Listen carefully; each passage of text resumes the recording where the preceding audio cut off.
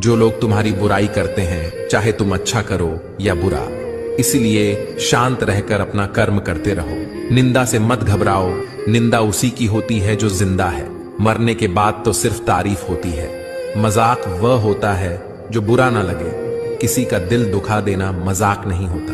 बेहतर है टूट जाए वो रिश्ते जिनकी वजह से हम टूट जाते हैं। उन लोगों से दूरियां ही ठीक हैं जिन्होंने नजदीकियों की कभी कद्र नहीं की। याद रखना, मोहब्बत हो या दोस्ती, तीसरा आता तो फर्क